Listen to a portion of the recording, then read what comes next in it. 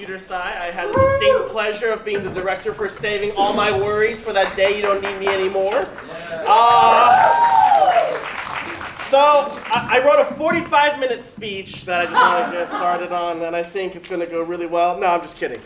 We have Kurt Yamamoto on stage directions. We have Grace Lynn Kung as Beshi. We have Paul Date as Philip. And Jasmine Kimiko as Luz. Please give them a warm round of applause. The play is inspired by the Filipino belief that a person is composed of two souls. Specifically, the Ifugao in the Philippines believe that there are two souls, one in the eyes and one in the breath. Please give them a round of applause.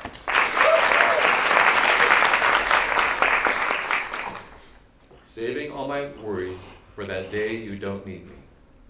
By Nicholas Pilapo.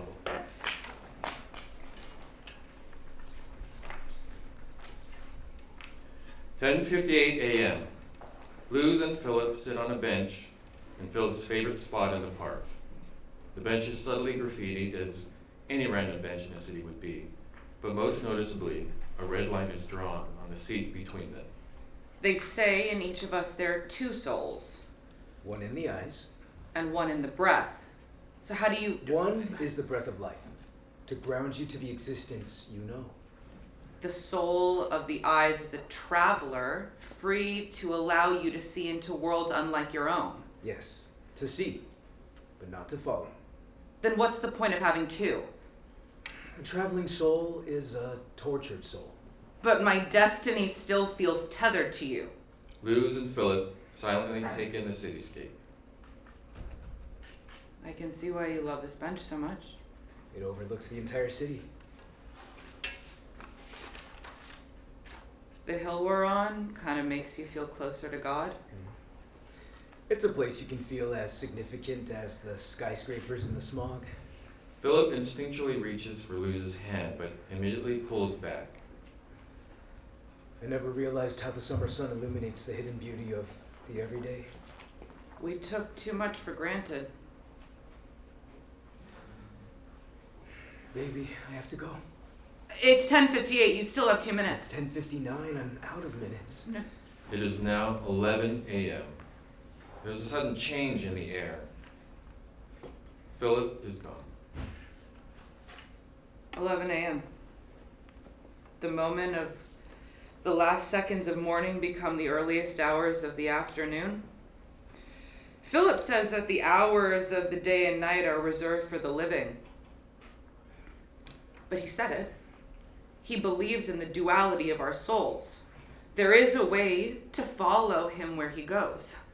Luz walks across the stage as time accelerates to later that night, and she arrives into the next scene at home. Beshi, holding a glass of red wine, sneers at a Ouija board on Luz's coffee table. Why are you fucking with the occult? Are you trying to raise all hell? Maybe a little. Don't play like that! Because my friend Rita saged her house once with that Palo Alto. Palo Santo.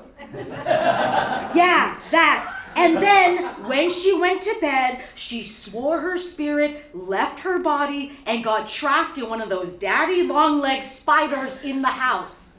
1, Besh, you sage your house with sage. 2, you don't have a dead boyfriend, so you wouldn't understand. But a Ouija board... It works in the movies. Yeah, for white people. Okay, like look at this. We, literally French for yes. Ja, German. Of course it works for them. The box is made in China. We ain't Chinese. We're still Asian. Beshi pours Luz a glass of red wine. Pero, like on a bottle of red, I've ascended enough to speak to the dead. This will make you feel better. That's not magic. That's called being drunk. Red wine is bursting with antioxidants. That's called being a health guru. Come on, drink up. Drinking while depressed only feeds your inner demons. Beshi pours even more red wine into Luz's glass. Then drink it, because you need the blood of Christ to purge your system of these outer world demons you've let in because of this devil thing. You know how in church they kind of say, be good, do good, live forever in heaven? That heaven is the ultimate end, the fulfillment of our deepest longings, definitive happiness. it's bullshit. Because who I long for the most, the man who defines my happiness, roams the purgatory of earth every day from 10 a.m. to 11 a.m. Luz walks into the next day. She and Philip are outside at the park. They walk side by side. Have you met God? Yes. Oh, so who was right? Catholics, Jews, Muslims? I think religion is mostly a set of tales meant to calm our fears of death. So no one was right. Humans spend too much time trying to get into heaven that they forget to live the life they're given. Heaven can be a place on earth if you're open to it. I can't do this without you. You lived without me. You lived without me for 30 years. You know how to live without me more than with me.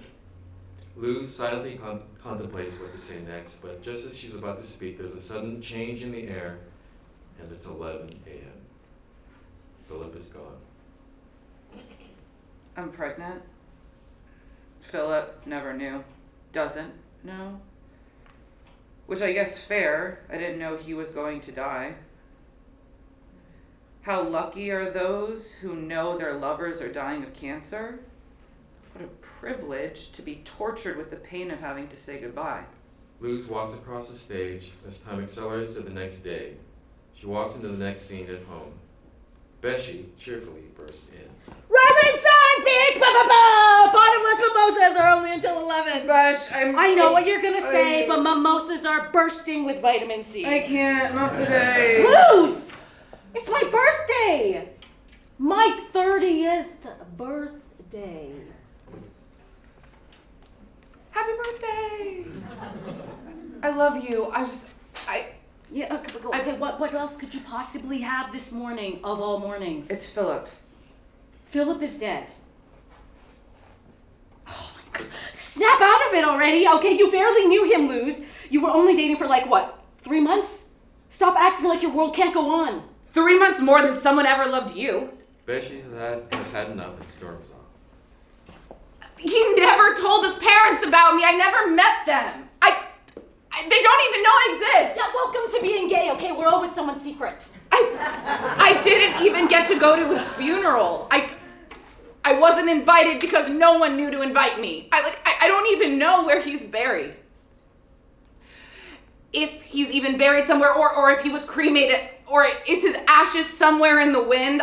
Besh, I don't know. I don't know how to move on because yeah, he was in my life for mere months, but our love was epic. The pages of our story were meant to be endless, yet so much has been left unwritten. How do I just let it go? You live for the living.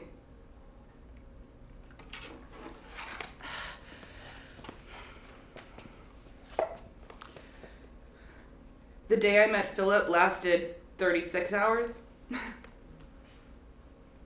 We were sleepless. We crossed paths in a hall at a random house party.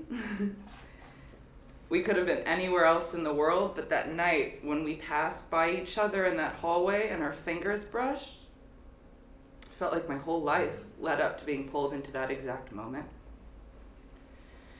The first time we met felt like a return home. He was always so familiar, and he understood me without words, and I understood his heart just by looking into his eyes. Philip took my breath away. Knowing what I know now about the two souls, it's never been clearer that we were soulmates, our soulmates. The next day I woke up in his arms, and he told me he loved me. He said, "I love you."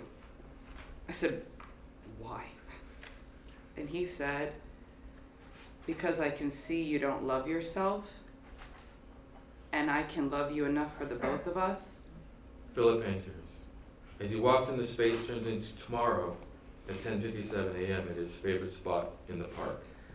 I can't love you enough for the both of us anymore. Not from here, not like this. Then take me with you.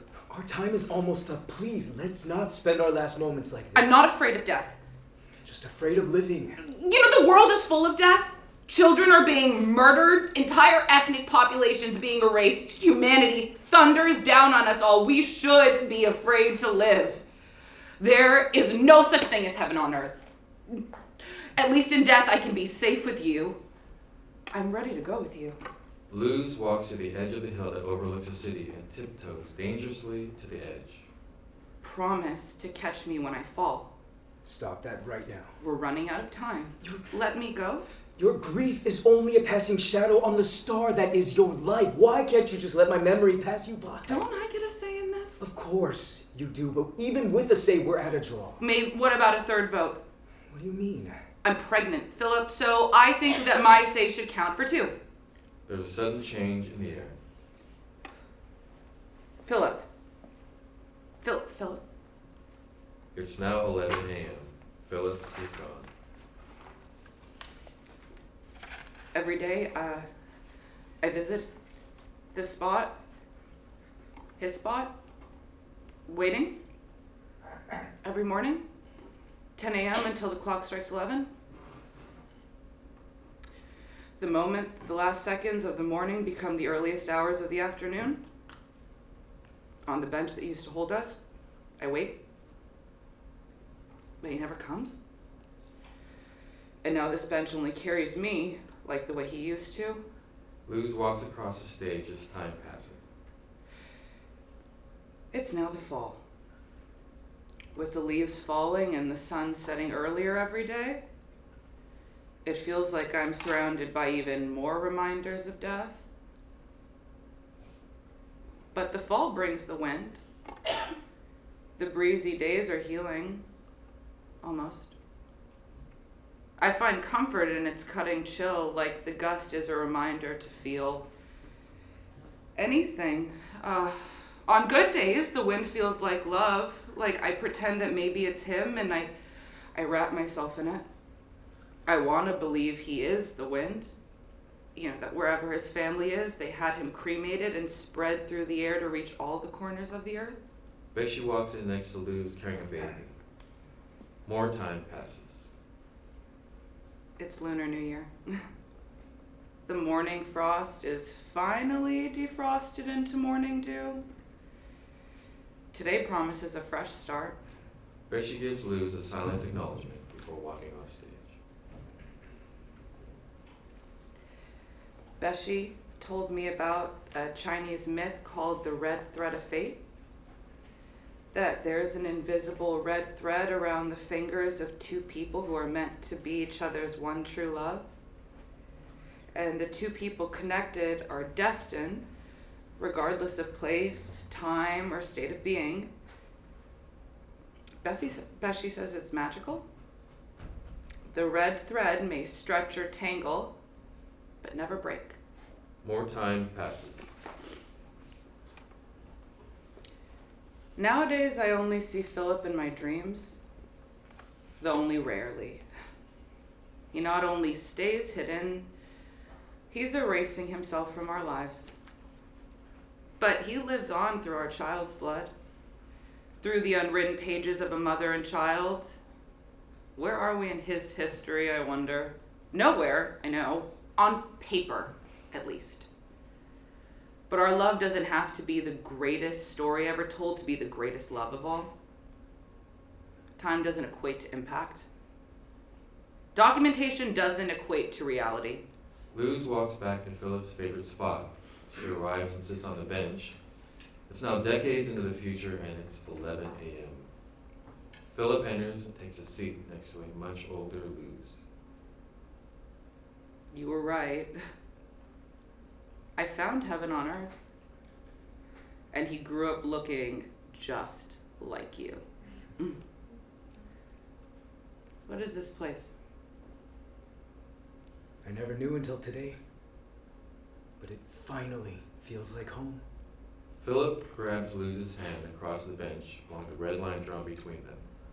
Luz leans her head on Philip's shoulder. She's finally home now, too. End of play.